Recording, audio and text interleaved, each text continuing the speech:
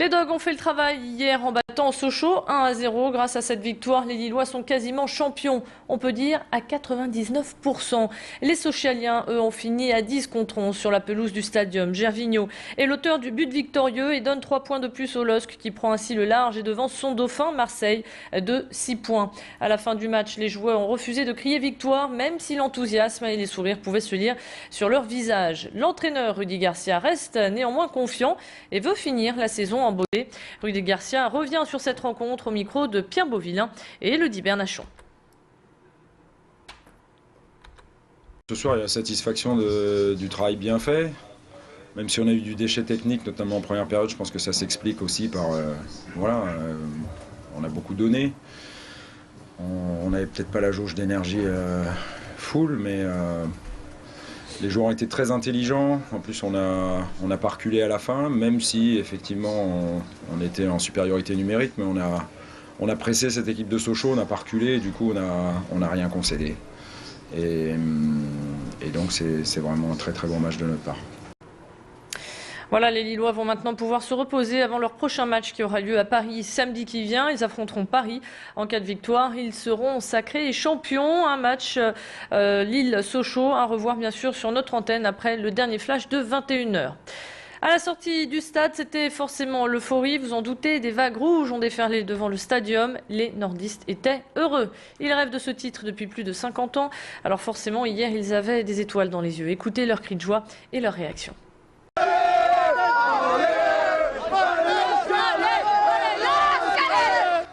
On a une bonne équipe, on est fiers de Lille. Allez Lille!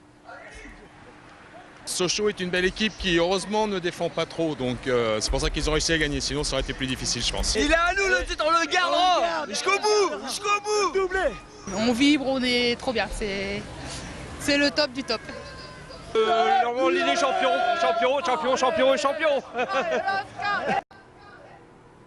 Et puis autre nouvelle avant de refermer cette page sur le foot, Ludovico Bragnac qui nous a offert la Coupe de France sera en séance de dédicace ce soir à 18h au Café Ose à Lille. Aujourd'hui a lieu la journée de prévention et de dépistage des cancers de la peau. Les services de prévention santé départementaux vous ouvrent leurs portes. Près de 280 centres vous attendent pour des consultations gratuites et anonymes. Il en existe un à Tourcoing, là où s'est d'ailleurs rendu notre journaliste Tanguy Lécluse. De nombreux dermatologues ferment donc leur cabinet pour participer à cette journée de façon totalement bénévole. Il faut dire que 12 à 15% des dépistages lors de cette journée conduisent à des examens plus poussés. Le premier ennemi des cancers de la peau, c'est bien sûr le soleil et les cabines UV. Les données nationales peuvent leur faire penser oh bah tiens, je m'inquiète un peu, et ils n'ont pas pris rendez-vous avec leur spécialiste, ou alors ils n'ont pas les moyens d'aller voir un spécialiste tout de suite, et donc c'est un bon moyen pour une première approche, et puis entendre les conseils de prévention, et éventuellement aller voir un dermatologue par la suite si une lésion est décelée.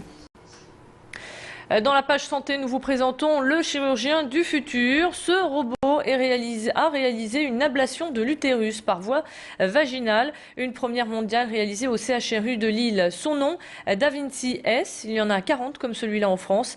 Il sert essentiellement pour des interventions en urologie et ORL. Mais le 2 mai dernier, il a servi pour la première fois en gynécologie.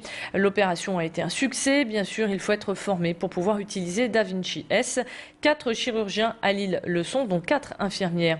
Ce nouveau moyen d'intervention offre plus de précision pour les interventions délicates et il a également d'autres avantages que nous détaille le professeur Collinet. Les gros atouts du robot, c'est cela, c'est en particulier la précision du geste par un plus grand degré de liberté, mais également le fait que la qualité de la vision soit nettement optimisée par cette machine.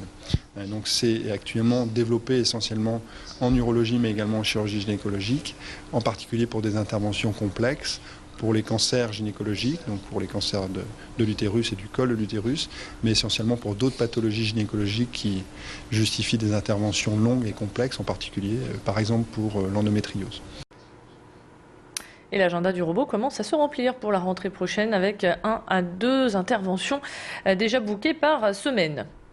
Saisie record de drogue à la frontière belge, ce n'est pas un poisson d'avril. Le 1er avril dernier, les douaniers de Lille ont mis la main sur 400 000 pilules d'ecstasy, soit près de 77 kilos de drogue. Ces pilules étaient cachées dans le moteur des machines à laver usagées qui étaient transportées à bord d'une fourgonnette belge. Celle-ci a été appréhendée au poste frontière de Reckem. Un joli coup de filet pour la douane de Lille qui réalise là sa 3e plus grosse saisie de drogue depuis 10 ans. L'homme a été arrêté et a reconnu les faits. La valeur marchande de cette drogue est évaluée à 3 millions d'euros. Et puis dans les faits divers, hier, un accident de voiture a eu lieu entre un véhicule de la BAC et une autre voiture dans le quartier des Trois Ponts à Roubaix. La collision a fait 5 blessés, dont les 4 policiers. Apparemment, les policiers roulaient à vive allure. Une enquête a été ouverte pour savoir s'ils ont bien utilisé leur sirène. Toute la rédaction de Grand Lille TV a une pensée particulière pour nos 2 confrères, Hervé Guéquer et Stéphane Taponnier, retenus en otage depuis maintenant 506 jours en Afghanistan. Nous pensons à eux et à leurs familles. Et puis on termine cette édition avec ces images. En 2018, le Ryder Cup, la prestigieuse compétition de golf, sera aux couleurs bleu, blanc, rouge. Le comité d'organisation a choisi la France. Cet événement golfique met tous les 2 ans en compétition les équipes de l'Europe et des États-Unis. Une compétition suivie par près d'1 milliard de téléspectateurs. On écoutera au prochain quart d'heure le responsable départemental de la fédération qui nous en dira un peu plus sur cet événement. C'est la fin de ce Flash Info. On se retrouve dans un instant maintenant pour votre météo. À tout de suite.